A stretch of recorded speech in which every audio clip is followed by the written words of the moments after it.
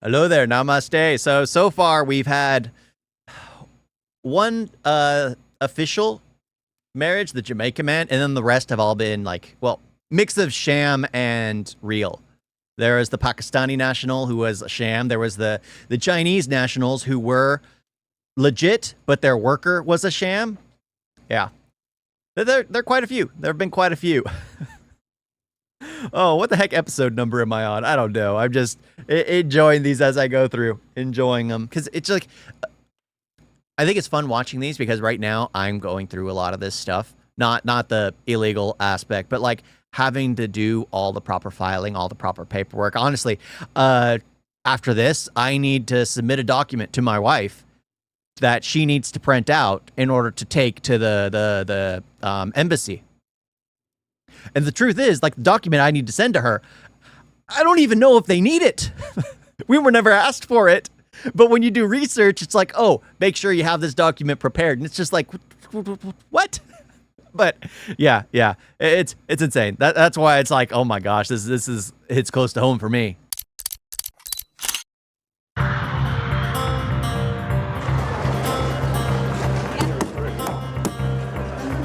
At Heathrow's Terminal 3, a Brazilian man has arrived to see his British civil partner. Brazil! They got married the last time he was in the UK, and now he wants to spend 6 months with his husband. Chief Officer Matt Dyson asks Officer Lee Salee to investigate because the passenger claims to have another important reason for his visit. He's on police bail and due to appear in court. He says he was arrested after visiting a sick... What? You know, I think it was the fact that he escalated it that made it seem more suspicious. If he just said he was there for his husband that he saw and whatever last time he was there, they'd probably be like, all right. And then he's like, oh, but I also was arrested for something. I need to appeal in court and whatever. Greek friend in a hotel who had overdosed on cocaine. Whoa. He says that he was not using the drug, but he was arrested anyway. Okay. We need to speak to the police. How serious, is the investigation into him, or is it something that they would let slip and just not be that bothered about if he wasn't actually here? Yeah. If it is quite serious, is he somebody that we should be admitting anyway? To find out, Officer Lee needs to know more about the passenger's brush with the law. Let's phone the police. I understand there are some charges pending, and I'd be grateful if someone can give me a call back as to whether or not he's required to attend a hearing on the Friday the 1st of May. Thanks very much. Belgravia police station is busy.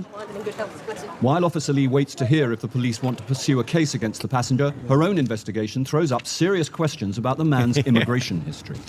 He was actually arrested in the UK on a drugs charge in March 2009.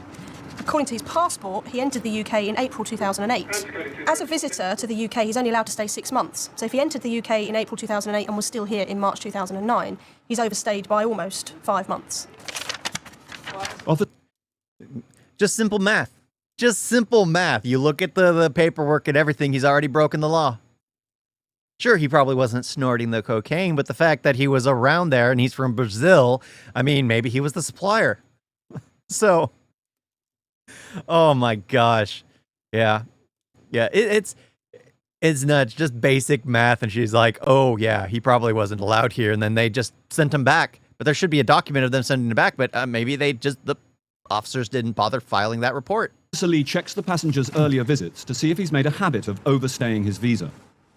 She finds the evidence she's looking for in his application to marry his civil partner.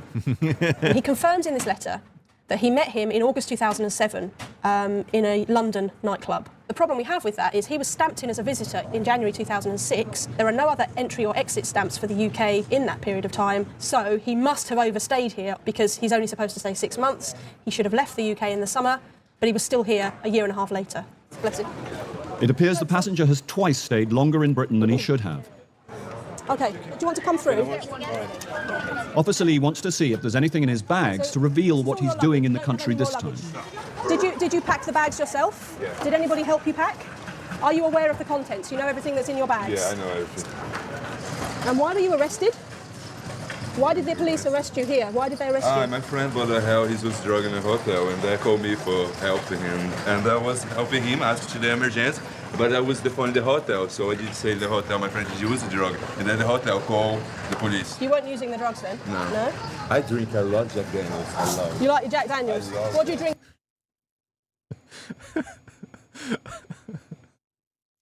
He looks like a partier. The way he's talking, the way he's moving is just like he likes to party.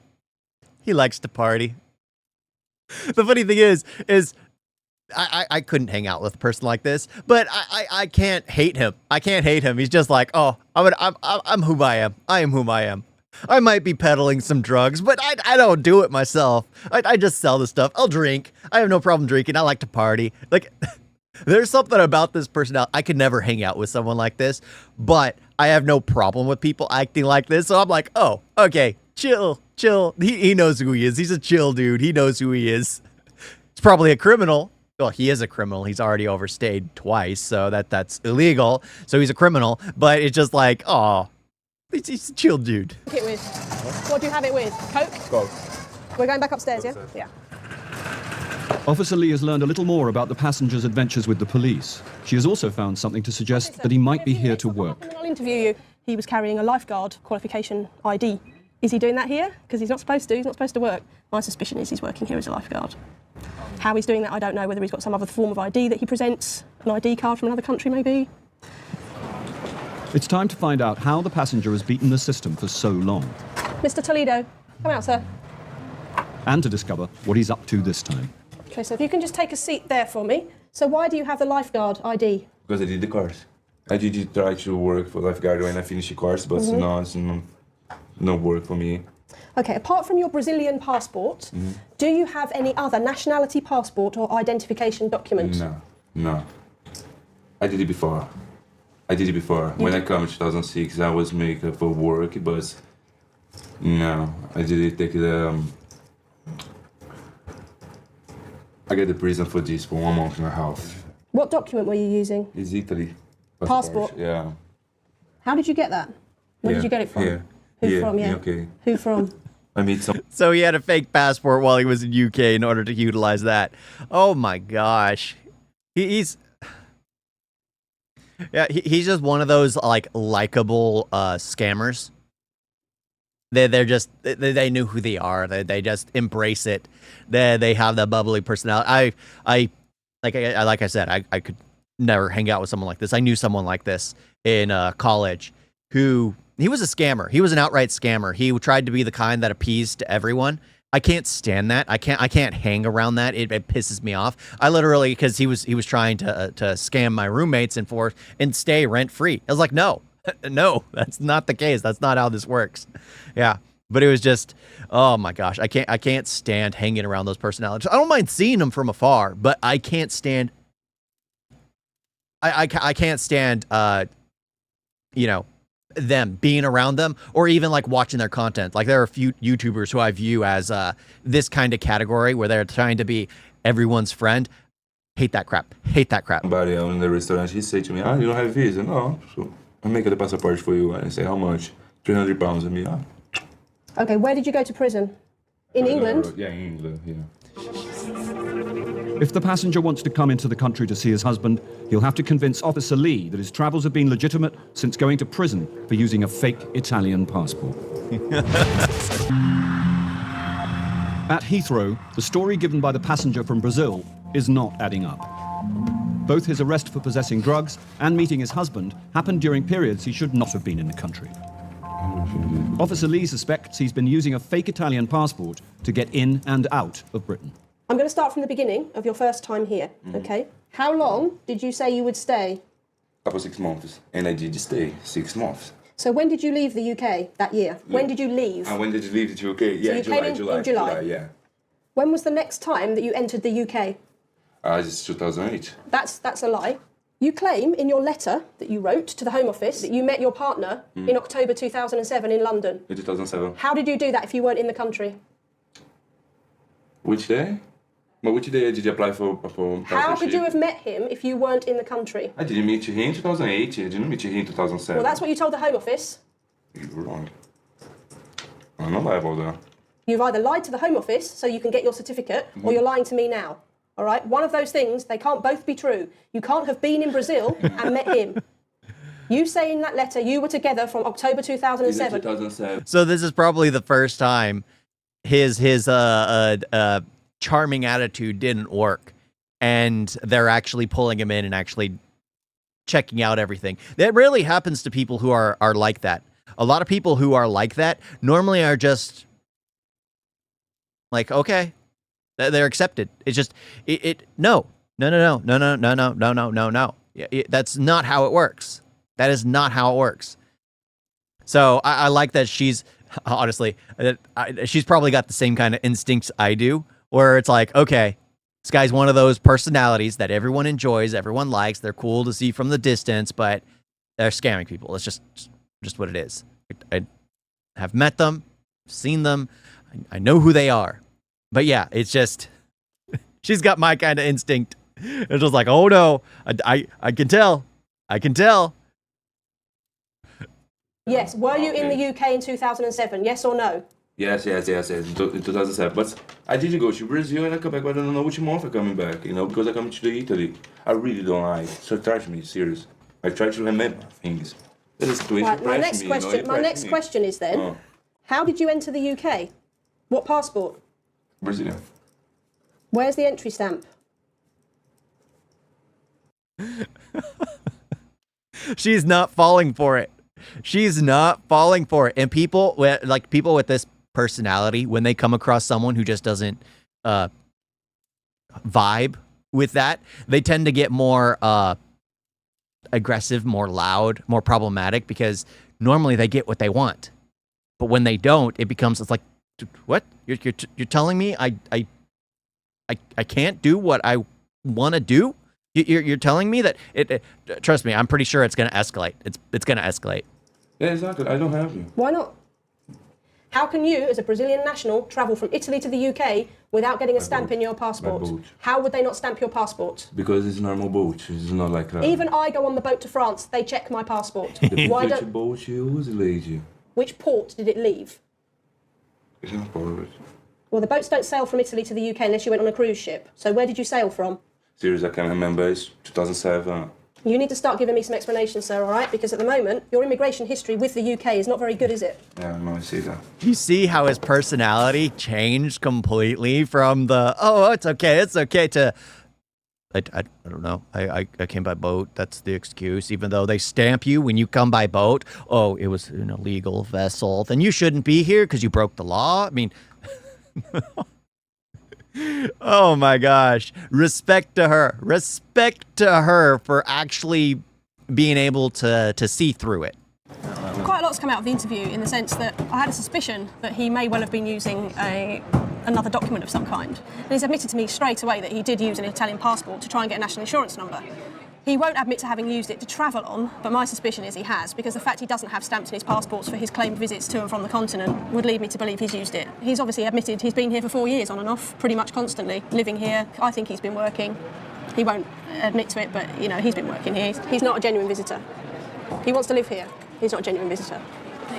Even though Officer Lee is in no doubt about the passenger's status, she must refer the case to Chief Officer Dyson. Okay. In my opening gambit was, have you ever been in possession, or are you entitled to, any other nationality document or ID?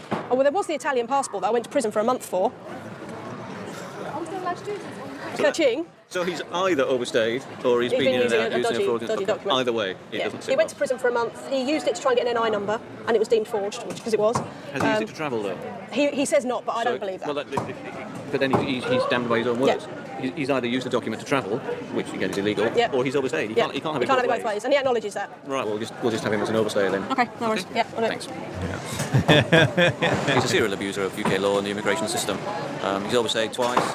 He's apparently, by his own admission, done a short period of time for using a false Italian passport, and he's currently under investigation for drugs charges. I don't consider that that's the sort of person I want to be letting in. Thank you. Mr. Toledo. Hello. I'm afraid I've got some bad news. Which kind of bad news? Bad news is that you're going to be refused entry to the UK. We're not allowing you in. Not in UK. Not coming into the UK, and we're going to send you back to Brazil on Sunday morning. Well, I don't understand. Why okay, is well, you let because me you're here? coming here as a visitor and you've been living here as a visitor. You're not allowed to do that. No, the first time, but now I was married. It's another situation. But you don't have the right visa. If you read your Home Office letter, sir, it quite clearly says that doesn't mean you can stay and live here. You still need to sort the paperwork Sorry out. about that. All Sorry right. about that. Thank you. Have a safe journey home. All right. He's shown a blatant disregard, really, for immigration rules. He may not understand it. He may claim not to understand it. But the fact of the matter remains, that stamp in his passport tells him he can't work and he can only stay for 6 months. He's broken at least two occasions he stayed longer than he should, so Yep. them's the rubs, I guess. Or he's using a fake The police passport. do not pursue the drugs charge, deciding instead it's better the passenger is kept out of Britain. He's put on a flight back to Brazil, where he'll have to hatch another plan if he wants to see his husband. Another plan. Of course. Of course there's going to be another plan. Of course there's going to be another plan. Oh my gosh. Yeah. Yeah. Oh my gosh. Yeah. Just do things by the book. I mean, unless you're trying to travel to Europe right now, like Britain, open borders, free game, but always do things by the book, because that was the issue with like the US. We had idiots in charge who were like, oh, let's let everyone in so that way we can win the votes. Well, they didn't win the votes. And now we have a policy of getting rid of everyone who came here illegally. Because guess what? They're breaking the law. So if you don't leave, you get blacklisted and you can never return. It's that simple. It's that simple. Yeah, so it's always best to just do your due diligence and do it by the book, because you don't want to have things when things finally correct themselves, because the pendulum always swings back the other way.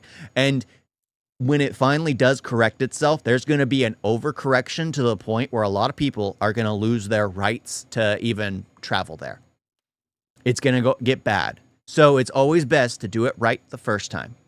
It's always best to do it right the first time. Even though I encouraged my wife, hey, just travel down south and cross the border. Nothing will happen to you. Well, it's happening now. But by that point in time, we would have been married. We would have filed for everything, and it wouldn't have been a big deal in the U.S. government, because as soon as you start filing for that green card and have the marriage status and everything, it's normally fine. But if the policy changed during that process, it would have been iffy. It would have been iffy. But we're doing it by the book. We're doing everything correctly. It's a hassle. It's an annoyance. I'm in India right now visiting with her and family before everything finally finalizes. But yeah, that's just the way it is right now. Oh my gosh. Thank y'all for watching. Talk to you next time. Toodles. You guys get a video?